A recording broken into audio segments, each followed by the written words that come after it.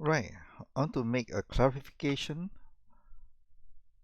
Remember that in this previous example, n equals to 8. Why did I change it to 3? And the reason is because in our example, the values of x4, x5, x6, and up to x7 are all 0, and hence I write it as 0 to 3.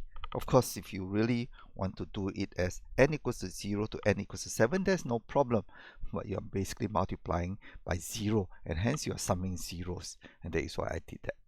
Okay, now with that, we can now go into the next example. The next example is to convert the DTFS to the DTFT. Remember, this is the problem we want to solve. In this example, we've seen that if the signal is periodic, we can calculate the DTFS.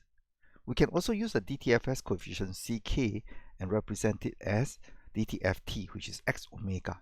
What's the difference? DTFS, the values are from k equals to 0 to n minus 1. What about x of omega? Omega is continuous. All frequencies from minus pi to pi, 0 to 2 pi, or in fact from minus infinity to infinity. Later on, you'll realize that x of omega is 2 pi periodic, but the problem is that x of omega is a continuous function. So how do we convert Ck into a continuous function is the problem. This equation or this conversion is already partially explained to you. We are going to use the deltas to represent the values that are non-zeros. So at omega at 2 pi n over k are non-zeros.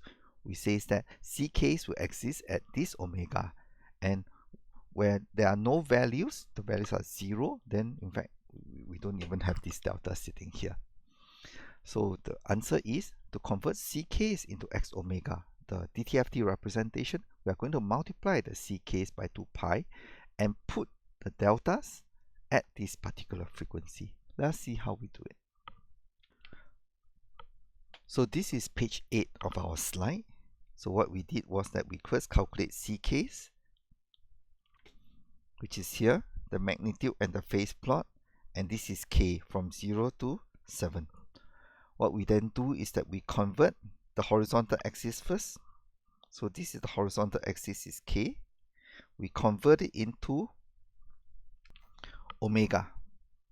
And then you say, oh, it's still k is equal to 0 to 7.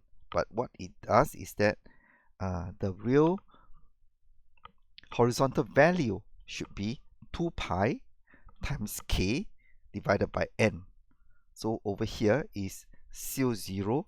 Here is 2 pi times 1 divided by 8. Here is 2 pi times 2 divided by 8, and so on and so forth, until the last one is 2 pi by 7 divided by 8.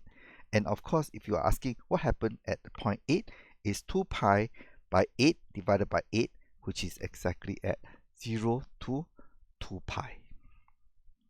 Right. Now, the other thing which we wanted to say is that, well, we are putting arrows or delta functions at the locations where there are values. So you can now see the arrows over here. So only at this point there are values. And in anything in between, there are no arrows, means no delta functions. So the delta functions are sitting at 2 pi times k divided by n, which is 8. Now, what values are there? It is the original Ck value. So if you compare this plot and this plot, they are same value, but because I have said that this value are multiplied by 2 pi. So it should be 2 pi times c, in this case is 1, this is 2 pi times c2, this is 2 pi times c3, and so on and so forth. So this is the magnitude plot, and of course in the phase plot, we don't multiply by 2 pi. The phase plot is not multiplied by 2 pi, the phase remains the same, only the magnitude is changed by 2 pi. Okay, because if you look at the equation carefully, it's 2 pi times ck, but only the magnitude is changed, the phase will not be changed. So this slide in page 8 shows how we convert the C case to the DTFT representation of a periodic signal. Thank you.